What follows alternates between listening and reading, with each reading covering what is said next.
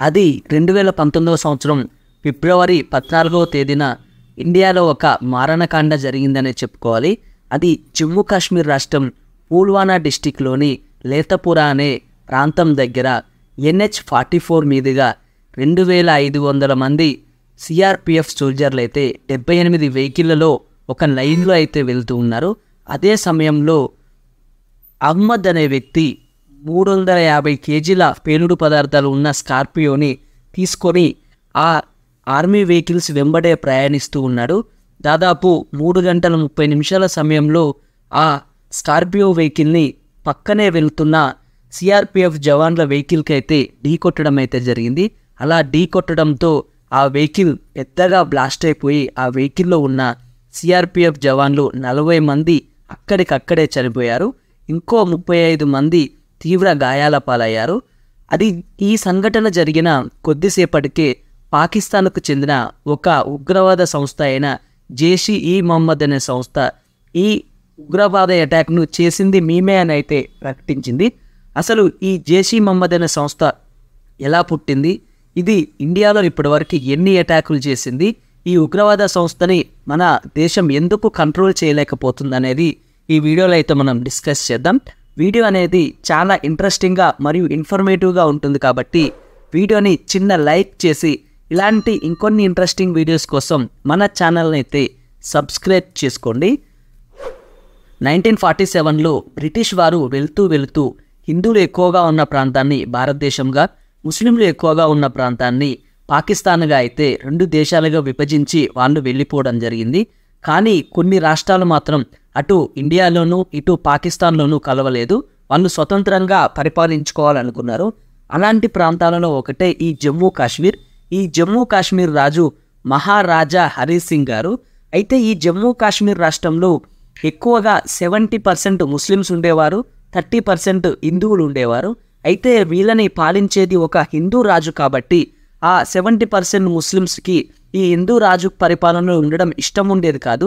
వాళ్లకు ఎప్పటికైనా పాకిస్తాన్లో కలవాలని అయితే ఉండేది.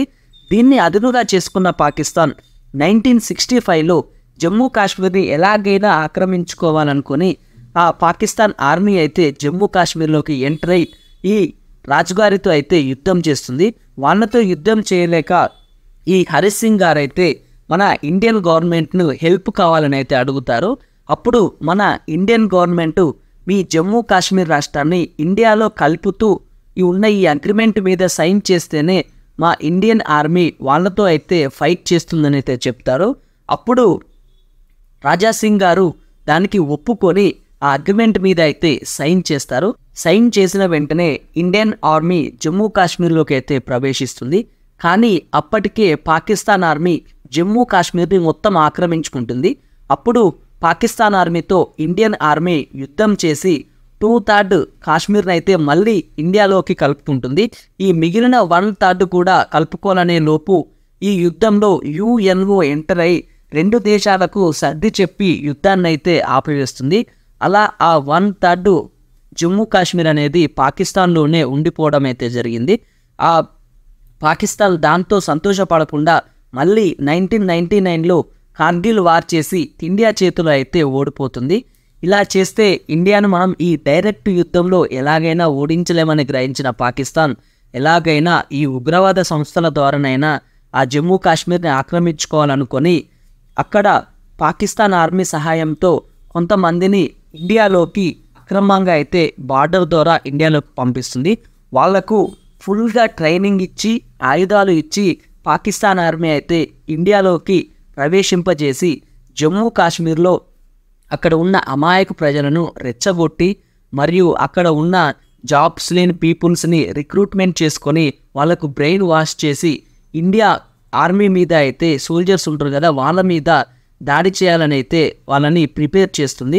ఇండియన్ ఆర్మీ సోల్జర్స్ ఎక్కడ కనపడతారా, వాళ్ళని ఎలా చంపుదామా అన్నదే మెయిన్ వీళ్ళ ఉద్దేశం.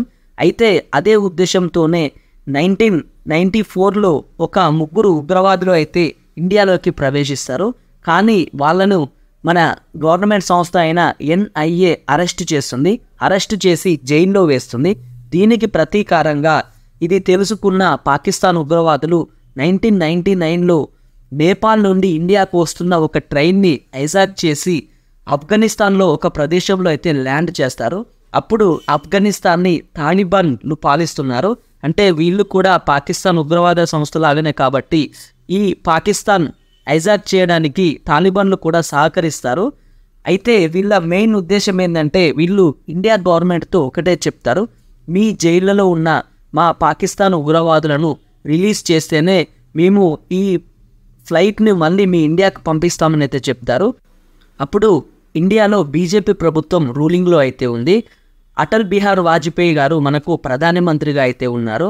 వాళ్ళు ఏం చేయాలో ఆలోచించే లోపే ఈ ఉగ్రవాదులు ఒక ప్యాసింజర్ని చంపి ఇండియాకు మళ్ళీ అనౌన్స్మెంట్ అయితే ఇస్తారు, మీరు ఎంత లేట్ చేసినా కొద్దీ మేము అంతమంది ప్యాసింజర్లను చంపుతామని వాళ్ళైతే అనౌన్స్మెంట్స్ అయితే పాస్ చేస్తారు.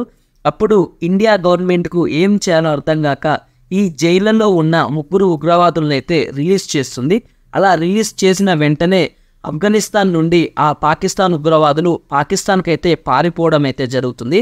అలా పారిపోయిన వారిలో ఒకడే ఈ మసూద్ అజార్.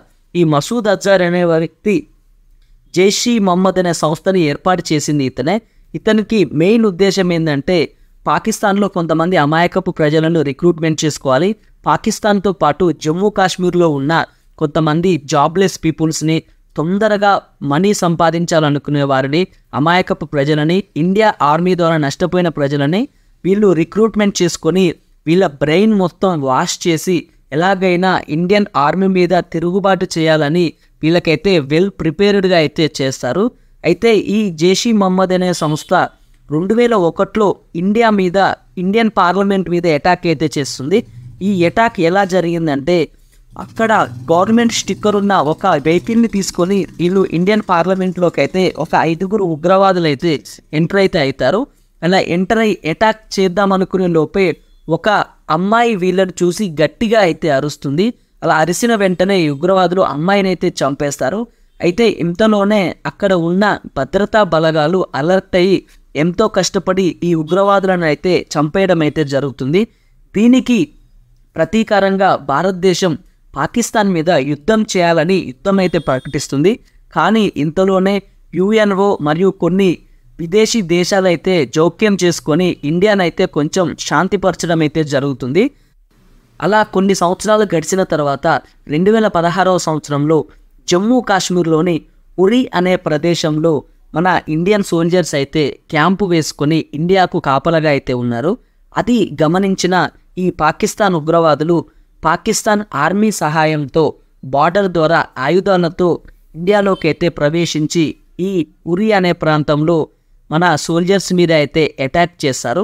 అది కూడా దాదాపుగా 5:30 సమయంలో వాళ్ళు మారణ ఆయుధాలతోటి మెల్లగా ఆ టెంట్ దగ్గరికి చేరుకొని గ్రానైట్స్ మరియు గన్నులతో అయితే దాడి చేస్తారు. ఈ దాడిలో మొత్తం 19 మంది అయితే చనిపోవడం జరుగుతుంది. ఈ 19 మందిలో 12 మంది సోల్జర్సు, 7 స్టాఫ్ అయితే చనిపోతారు.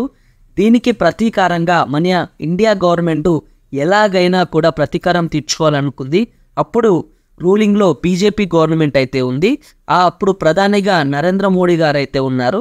అది జరిగిన ఒక 10 రోజుల తర్వాత మన వాళ్ళు కూడా ఎలాగైనా ప్రతీకారం తీర్చుకోవాలని ఆ బార్డర్ వెమ్మటి ఉన్న ఒక 10 ప్రదేశాలను, అనుమానితంగా ఉన్న 10 ప్రదేశాలను అయితే గవర్నమెంట్ అయితే గుర్తించి అందులో మెయిన్గా ఎక్కడి నుంచి వీళ్ళు మన ఇండియాలోకి ఎంటర్ అవుతున్నారో ఒక 4 ప్రదేశాలని మన ఇస్రో శాటిలైట్ల ద్వారా గుర్తించి అక్కడికి దాదాపు రాత్రి సమయం 11 గంటల సమయంలో హెలికాప్టర్ల ద్వారా సెప్టెంబర్ 29న కొంతమంది ఆర్మీ సోల్జర్లు పాకిస్తాన్లోకి అయితే ఎంటర్ అయ్యారు. ఎంటర్ అయ్యి కొంచెం దూరం నడుచుకుంటూ వెళ్ళి ఆ స్థావరాల మీద గన్నులు మరియు గ్రానైట్లతో అయితే దాడి చేసి ఆ 4 స్థావరాలను అయితే కొల్లాకుదురు చేసి అక్కడ ఉన్న ఉగ్రవాదులందరినీ చంపేసి మరుసటి రోజు ఉదయం 4:30 వరకు మళ్ళీ ఇండియాలోకి అయితే ప్రవేశిస్తారు. ఇలా వెంటనే వెళ్ళి వాళ్ళని చంపేసి మళ్ళీ తిరిగి దేశానికి రావడాన్ని దీన్ని అయితే సర్జికల్ స్ట్రైక్ అని అయితే అంటారు. ఈ విధంగా మన ఇండియన్ సోల్జర్స్ అయితే సర్జికల్ స్ట్రైక్ చేసి ఈ ఉరి దాడికి ప్రతీకార ఘటనగా అయితే మనోళ్ళు సర్జికల్ స్ట్రైక్ చేస్తారు. అదే రోజు ఉదయం 11 గంటల సమయంలో మన ఇండియన్ గవర్నమెంట్ అయితే మేము సర్జికల్ స్ట్రైక్స్కి పాల్పడి పాకిస్తాన్లో ఉగ్రవాదులను చంపామని అయితే అనౌన్స్మెంట్ అయితే ఇస్తుంది. కానీ పాకిస్తాన్ గవర్నమెంట్ మాత్రం మా దేశంలో అసలు ఉగ్రవాదులు లేరు, అలాంటి వారు మా దేశంలో ఎవరూ చనిపోలేదు, ఇండియా కావాలనే మా పాకిస్తాన్ని ప్రపంచం ముందు దోషిగా నిలబెట్టాలని ఇలా సర్జికల్ స్ట్రైక్ అనే డ్రామా ఆడిందని అయితే పాకిస్తాన్ గవర్నమెంట్ అయితే దీన్ని కొట్టివేయడం అయితే జరుగుతుంది. అది కొన్ని రోజులు అలా గడిచిన తర్వాత 2019 సంవత్సరంలో ఫిబ్రవరి 14వ తేదీన పుల్వానా జిల్లాలో లేతపురా అనే గ్రామంలో అయితే NH-44 మీదుగా సిఆర్పిఎఫ్ జవాన్లు ఒక 2500 మంది సోల్జర్లు అయితే ఒక 78 వెహికల్ను అయితే వెళ్తున్నారు. అయితే ఎప్పుడూ కూడా ఇంతమంది సోల్జర్స్ అయితే ఒకేసారి వెళ్ళరు, కానీ వీళ్ళందరూ అప్పుడే ఇంట్లోకి వెళ్ళి సెలవు కట్ చేసుకొని ఇంట్లో నుంచి అయితే డ్యూటీకి అయితే రావడం జరిగింది. అలా వచ్చిన తర్వాత కూడా 4-5 రోజులు వాతావరణం అయితే చక్కగా లేకపోవడంతో వీళ్ళందరూ కూడా ఒకే రోజు అయితే వెళ్ళాల్సి అయితే వచ్చింది. వీరందరూ జమ్మూ కాశ్మీర్ నుండి శ్రీనగర్లోని బక్షీ స్టేడియంలో ఉన్న క్యాంపుకి అయితే వెళ్ళాలి. ఇలా వెళ్తుండగానే NH-44 లేతపురా అనే ప్రాంతంలో దాదాపుగా 350 కేజీల పేలుడు పదార్థాలున్న స్కార్పియోతో అయితే అహ్మద్ అనే యువకుడు ఈ వెహికల్స్ని అయితే ఢీకొట్టడం జరిగింది.